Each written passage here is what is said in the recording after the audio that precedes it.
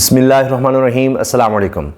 8 فروری کی تاریخ الیکشنز کے لیے آ چکی ہے۔ اس سے آگے لے جانا بہت مشکل ہو چکا ہے، کیونکہ سروے جو آ رہے ہیں اس میں تو صاف نظر آ رہا ہے کہ اس طرح کے سرویز میں تو عمران خان صاحب کے تحریک انصاف کے مخالفین الیکشن کروانا افورڈ کر ہی نہیں سکتے۔ لیکن مسئلہ کیا ہے؟ مسئلہ IMF ہے، مسئلہ مغربی طاقتیں ہیں، مسئلہ پاکستان میں ایک پریشر بلڈ ہو رہا ہے اور بین الاقوامی سطح پر اوورسیز پاکستانیز کا پریشر بلڈ ہو رہا ہے، اور پھر آئین اور قانون کے ساتھ آپ کھلواڑ کرتے چلے جا رہے ہیں۔ آئین ٹوٹ چکا ہے اور اب مسائل بڑھ رہے ہیں۔ اس لیے آپ دیکھ رہے ہیں کہ اگر 8 فروری کو الیکشن کروانے ہی پڑتے ہیں تو اس میں مسئلہ یہ ہے کہ اب ٹائم کم رہ گیا ہے، جوڑ توڑ تیز کر دیا گیا ہے، گرفتاریاں اور تیز کرنی ہیں، کیسز کو اور تیزی سے چلانا ہے عمران خان کے خلاف کہ کسی طرح سے اب یہ سائفر کیس ہے، اس میں جلد از جلد سزا دلوائی جا سکے، نااہلی کا معاملہ آگے لے جایا جا سکے، اور جو ان کے کارکن ہیں ان کی گرفتاریاں ان میں جتنا ہو سکے اس کو لٹکایا جا سکے، تاکہ یہ لوگ باہر آئیں گے تو مزید امید، مزید تحریک چلے گی، لوگ اور زیادہ، یہ تو سب جو گرفتار ہیں یہ تو ایک سیلیبریٹی بن جائیں گے۔ اب ان میں ایک لڑکی، ایک خاتون سنم جاوید، اس کے بچے بھی ہیں، اب اس کے والد کا انٹرویو ہر طرف چل رہا ہے، وہ بات ہو رہی ہے، لیکن ایک خط جس نے سب کو ہلا کر رکھ دیا ہے، جس کی اب بات ہو رہی ہے، جس پر لوگ ڈسکشن کر رہے ہیں کہ دیکھیے ایک عورت اتنے مہینوں سے، ایک لڑکی اتنے مہینوں سے جیل کاٹ رہی ہے، ابھی تک کوئی الزام اس پر ثابت نہیں ہوا، کوئی ثابت نہیں ہوا، رہائی ہوتی ہے تو اب 6ٹھی دفعہ اس کی گرفتاری ہو گئی ہے، اور جب گرفتار کر کے لے جایا گیا ہے تو خود اس کے والد بتا رہے ہیں، سنم جاوید کے والد جاوید اقبال صاحب، کہ وہاں جو لوگ تھے پولیس والے، وہ آپس میں بات کر رہے تھے کہ اب ہم اس کو لے تو آئے ہیں، گرفتاری کس کیس میں ڈالنی ہے؟ آپ اندازہ کیجئے، پہلے اس کو جیل سے رہائی ملتی ہے ضمانت پر، وہیں سے گرفتار کیا جاتا ہے، اور بعد میں جا کر سوچ رہے ہیں، بیٹھے ہوئے ہیں کہ اب اس کو گرفتاری کیس کس میں ڈالنی ہے، بتایا نہیں جاتا۔ یہ سب کچھ ہو رہا ہوتا ہے۔ پھر اس کے والد صاحب کہہ رہے ہیں کہ خود پولیس والے یا دیگر لوگ ہم سے اظہار ہمدردی کرتے ہیں کہ جس طرح آپ کی بیٹی ڈٹی ہوئی ہے، جس طرح آپ کا خان ڈٹا ہوا ہے، آپ بالکل صحیح ہیں اور ہماری ہمدردیاں آپ کے ساتھ ہیں، لیکن ہم مجبور ہیں، لیکن ہم مجبور ہیں۔ یہ سب کچھ کہا جا رہا ہے۔ اب یہ جو خط ہے میں آپ کے سامنے پڑھ دیتا ہوں، یہ خود ہاتھ سے لکھا ہوا ہے سنم جاوید نے۔ وہ لکھتی ہے کہ مٹی سے بنے تم، مٹی سے بنے ہم، پھر کیوں ہو خاص تم اور کیوں ہیں عام سے ہم؟ کیا ڈنڈے کے زور پر پارٹیاں ختم ہوتی ہیں؟ کیا زبردستی کسی کی عزت، محبت، احترام کو دل سے نکالا جا سکتا ہے؟ کیا جھوٹی گواہی، جھوٹا الزام، جھوٹی پریس کانفرنس کرنے والوں کو سب معاف ہو جاتا ہے؟ ہماری تربیت پر سوال کرنے والوں نے ایک 70 سال کے آدمی، سابقہ وزیر اعظم کو دھکے مارنے والوں کی تربیت پر سوال کیا؟ احتجاج پر کیوں گئے؟ ہم سے یہ سوال پوچھنے والوں نے کیا یہ پوچھا کہ لوگوں کے گھروں کی دیواریں پھلانگنے، دروازے توڑنے کا رواج کس نے ڈالا؟ کیا ہماری زبان پر سوال کرنے والوں نے یہ پوچھا کہ یہ کیسا آزاد ملک ہے جہاں اپنی مرضی سے بات کرنے کی بھی آزادی نہیں؟ میری زبان میری ملکیت ہے، کسی کی جاگیر نہیں۔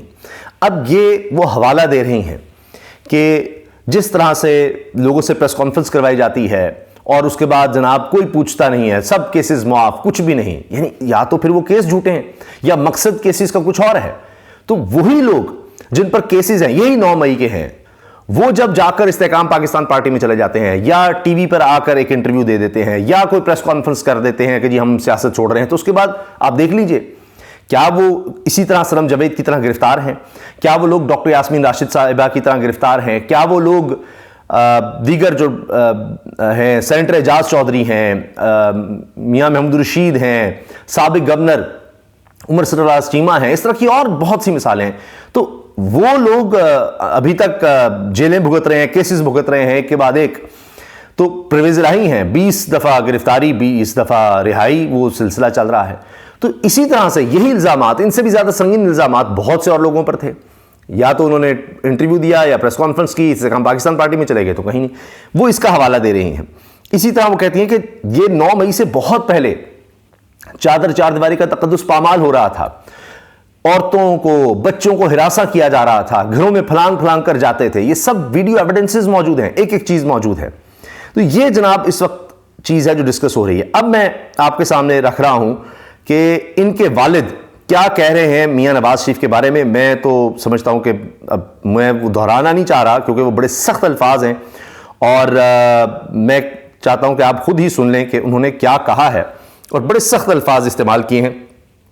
اور یہ وہ صاحب ہیں جاوید اقبال صاحب، جو کہ عمران خان صاحب پر سخت تنقید کرتے رہے ہیں کہ جی میری بیٹی اس طرح سے یہ سب جذباتی کر دیا، نوجوانوں کو یہ کر دیا وہ کر دیا. اب آپ سن لیجئے کہ وہ اب اپنی بیٹی کے ساتھ ڈٹ گئے ہیں اتنے کیسز کے باوجود، انٹرویوز بھی دے رہے ہیں اور اپنے نواسی کے ساتھ ظاہر پریشان ہیں، لیکن پھر بھی آپ دیکھیے کہ وہ کس طرح ساتھ دے رہے ہیں اپنی فیملی کا. اور دیکھیے اب ان کی سنیے جملے جو میاں نواز شریف کے بارے میں. نواز شریف بے غیرتی کی حد